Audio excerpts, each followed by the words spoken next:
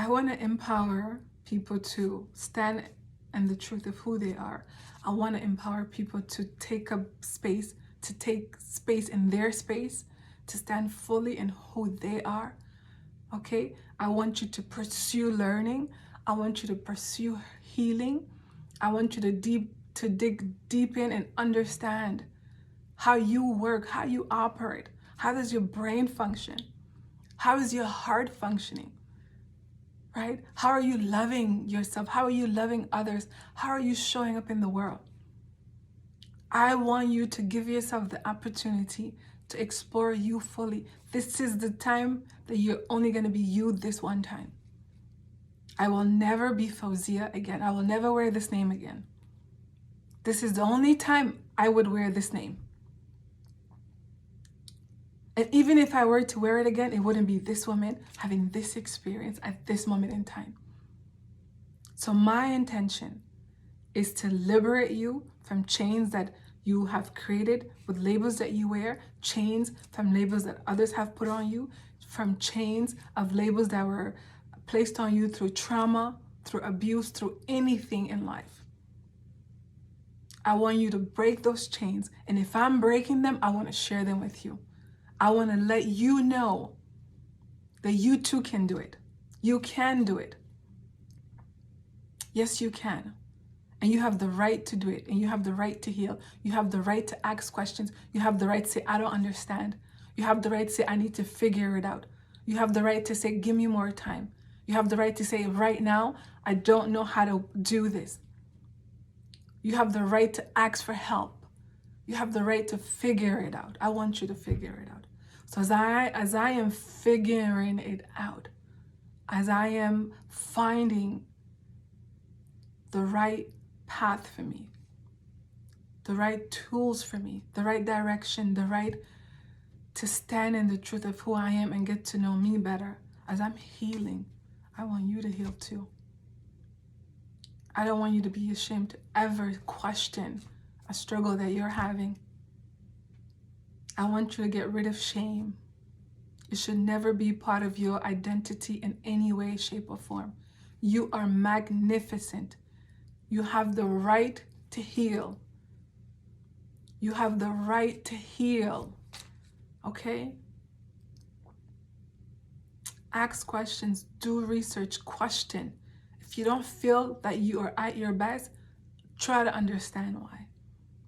So in my journey to awaken to my full self, my full potential, to understand all that I am and understand the struggles that I've had, and to know they're not natural to my soul, to who I am, that they were acquired from trauma, from life experiences, I want to shake them off me. I don't want to keep them on me now that I know. Then I want to know what else doesn't belong to me. What else is not part of my identity? What else is not part of my DNA? I want to know that. And the more I release it, the more I stand fully within myself, the more happier I am. The more powerful I feel. I am empowering me, and I want to do the same for you. Okay? So let's continue reading this again. I want to read this again, actually. A person's executive functioning skills make it possible for them to live, work, and learn with an appropriate level of independence and competence for their age. Executive functioning allows people to access information, think about solutions, and implement those solutions. So if you're having problems with the executive function due to being impulsive, okay? Anxiety causes you to be impulsive. And when you are impulsive, okay, you are then, it's then showing you that you are having problems with the function, with the functions that are supposed to be just normal. Your normal function is that you're supposed to access information from previous experiences out in the world. Okay, what's happening right now? Is this safe? Is there an issue? Is there a reason for me to be worried? Access information. Think about solutions. If you're having anxiety, how are you gonna calm yourself enough to think about solutions? And the reasons you, respond impulsively is because that's the whole point. It's like you're not thinking of the solution. You're just having anxiety and you're responding impulsively. That space where you're supposed to step into and think of a solution, your brain is not able to, the executive function, because it's experiencing a problem, you're kind of skipping a step, right? You get worried thoughts, right? Then it's like you're in a state of anxiety. And it's not from 0 to 100. It could be, you could be in 1 out of 100 state of anxiety, right? But that space right in between is think of a solution, right? But to tell you how far you are in that level of anxiety is where you reach being impulsive, because you just skipped the step of thinking of a solution. You landed on being impulsive, right? And once you think of a solution, you implement those solutions. So you didn't think of a solution, but you just implemented something that you didn't think about. You didn't access information, which will then allow you to think of a solution. You skip all the steps and arrived at taking an action that was not thought out. It was just out of impulse. That was not thought out. So a solution was implemented, but it was from a space of anxiety. It was not having fully reviewed it. So you see why it's so important to dig deeper in understanding what's going on in terms of, issues that you're having. Okay, so executive function is responsible for many skills, including paying attention, organizing, planning, and prioritizing, starting tasks and staying focused on them to completion, understanding different points of view, regulating emotions, self-monitoring, keeping track of what you are doing. Those two are so affected by anxiety. Those two, when you're being impulsive, those two are not naturally happening. You're not regulating your emotions. You had the emotion of being anxious, of worrying, okay? You had that. And from that, you didn't regulate it, so you took a impulsive action. You didn't self-monitor, keeping track of what you're doing. You didn't keep track of what you're doing. You just took an action that was impulsive. And can you really afford to just constantly be impulsive? Let me give you some example of being impulsive. So when we talk about, say you're stressed about your finances, and that causes you stress and you're anxious, okay? It's like it's a vicious cycle is what it, and it's not funny, but it's like, it's not funny. A vicious cycle. So you're worried about your finances. So now you're experiencing anxiety. And one of the behaviors of being impulsive, or one way you can be impulsive, is like, using shopping as a way to make yourself feel better. So you go shop. I'm worried about money, but I'm gonna go shopping. So you spend all your money. And then the stress is doubled now. So you're in this cycle, okay? You're in this cycle. Now, just get up and go somewhere. Like, can't be still. We talked about this earlier, right? Can't be still. Just get up, go there. Triggered by old downloads or old rules that were made for being safe. Back then, it was necessary. You needed to, because you didn't know where danger was coming from. You didn't know what to do. The traumatic event was too much to bear. So you had to come up with ways to save and rescue yourself, to protect you.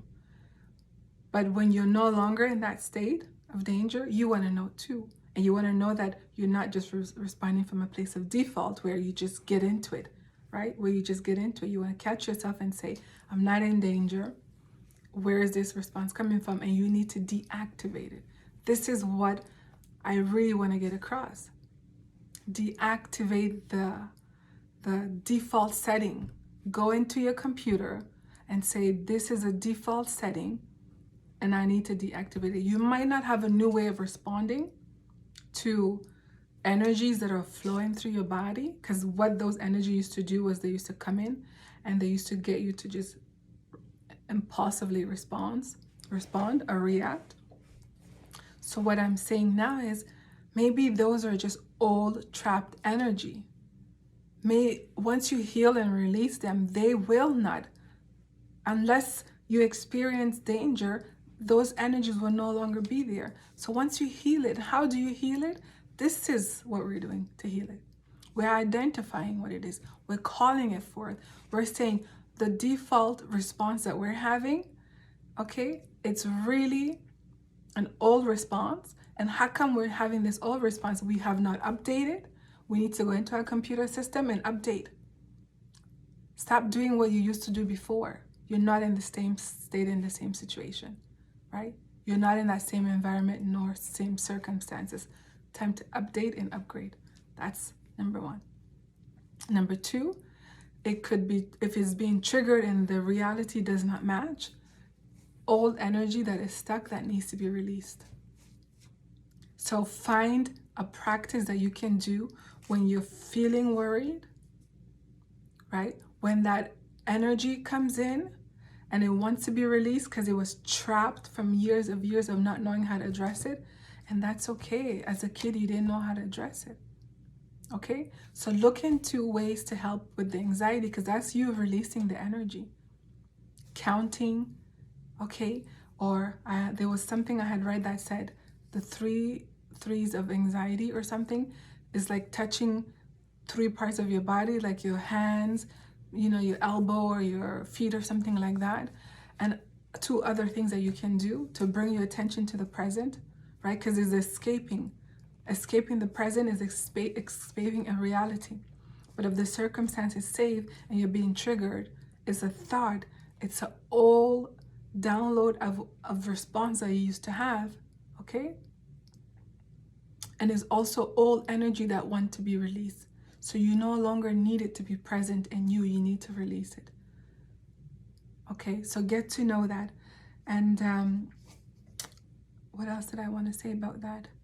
So releasing that old energy from you. And I found that it says perfectionism is another kind of impulsive habit that can trigger anxiety. That hits home for me so true. And when I tell you that I had struggled with being, perfect, and it wasn't being perfect like aesthetically, it was like having space be perfect, having things done in a perfect way. It was just, and having caught it. And this is why I go back to identifying it as why things have to be this way. I did a previous video, I did an audio that I had shared on Spotify. So check me out on Spotify. It's also Fo's Journey Across the Bridge, where I talked about the crack on the wall. And that really talks about seeing things and just being present with them and not needing to make them something else to feel happy. Just being okay with all the cracks that are there and not trying to fix it for the reasons of needing things to be beautiful or is not good, needing it to be something other than what it is in order to love it or accept it. Just accepting as you are, okay? And so here it says, some experts have said that sometimes it is an excess of energy that manufactures a need to engage in negative behavior.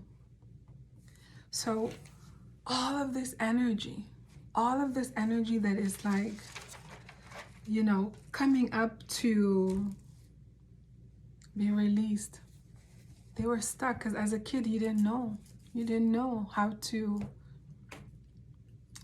release them. You didn't know that, like if as a kid, when you lose family members, you're mourning, and you need people to talk you through or understand that you're mourning. You're grieving a loss. And so it's the same thing when you feel a sense of losing yourself. You're also grieving that loss. And at the same time, I want to say to anyone who's watching my video, I feel like I have shared tools with you about identifying signs of behavior that could be unhealthy, or unhealthy. And it might not be, oh, that's just how that person responds. I would sit and have a talk with them again, as I've mentioned in previous video. This is not just for someone who's experiencing it. This is for also, second, for people who can just learn from it and then help someone in their life with it. Because what I can say to you is, I didn't receive the help that I needed. And not pointing fingers or blaming, but I just didn't. I didn't receive the help that I needed from the traumatic events that I had experienced. And I was left on my own, in the sense of, maybe people didn't know, right? Maybe they didn't know I needed help. Maybe they didn't know that that was an abnormal behavior, that wasn't part of just our way of being, right? Or just because it's easier to label people and say, oh, just this is what's wrong with them, or they're not experiencing that. But no, it could be something more. So I would say, care enough to explore, to investigate, to go further, and do it all out of love. If you can hold someone's hand through it, like, be there for them, right? I didn't have the help that I needed to understand what was going on with me. So as I begun my healing and awakening journey, I started looking deeper into my emotions, my responses, my triggers, and decided that I can heal me, I can help me. So I would say, you may have never received it before, but it is never too late to look into finding the healing that you need, finding the tools to support you. There are groups out there that can provide you with the support. There are information that are available at your fingertips. Don't take it on as a label that you are just an anxious person. Don't take it as a label that you are just impulsive. Don't accept it as an identity of who you are. You're not. You are created magnificent, and you need to know if something is normal or not normal response for you. Okay? So remove those labels from yourself. Don't take them as your own, and begin your healing. Begin your healing. Release them from you. And this is the journey for me, as I continue to stand fully in who I am and want to live the best version of my life and want to be the best version of myself. I am continuing and choosing to heal and to understand what's going on with me physically, mentally, emotionally, and healing my brain.